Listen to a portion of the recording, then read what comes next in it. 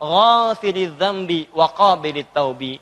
Allah punya sifat ghafir. Ghafir pemilik ghafar, ampunan. Allah mengampuni orang berbuat dosa. Kalau Anda pengen minta ampun, ucapkan astagfirullah. Istighfar itu permohonannya. Istighfar permohonan ampun, ucapannya astagfirullah. Ampunannya ghafara ghufran, yang punya ampunan ghafir. Kata Allah, saya ghafir. Quran surah 40 ayat 3, ghafiriz dzambi. Minta ampun, hei yang punya dosa, minta ampun kepada saya. Ketika engkau minta, saya akan ampuni. Saya tanya pada antum, siapa yang enggak punya dosa? Yuk angkat tangan. Ayo enggak usah malu, angkat aja, saya pulang. Jadi kalau enggak punya dosa bersih kan? Nah, kalau Anda merasa banyak dosa, diberi peluang habis sholat, istighfar. Makanya ketika istighfar, jangan cuma diucapkan, coba rasakan punya dosa apa sampai hari itu, dosa apa. Jadi begitu selesai subuh ingat, dosa pada orang tua, dosa pada pasangan, suami pada istri pada suami, dosa pada anak-anak. Anak-anak orang lain aja yang nggak punya mobil, nggak punya motor, bisa mendidik anaknya hafal Quran, sholatnya bagus. Masa antum udah banyak fasilitas ke masjid? Enggak, jemaah, enggak, bangun terlambat. Antum kurang apa lagi untuk mendidik anak dengan baik? Maka istighfari. Jangan-jangan anak itu nggak soleh bukan karena dia nggak mampu, karena antum nggak bimbing. Makanya antum akan ditanya tuh, jangan dikira mudah punya titipan anak. Jangan dikira mudah, antum akan ditanya.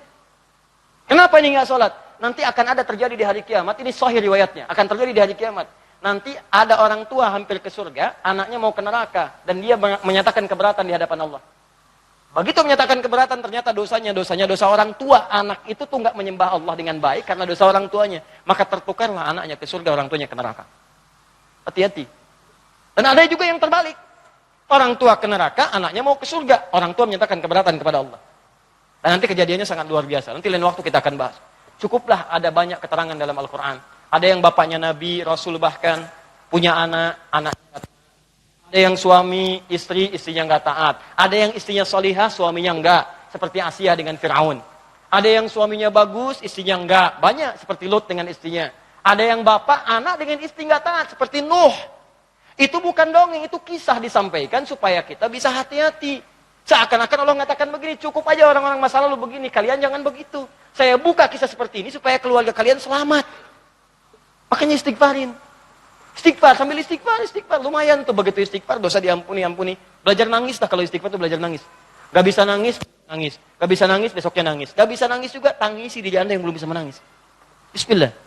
Ingat mungkin saat itu diwafatkan oleh Allah. Ingat.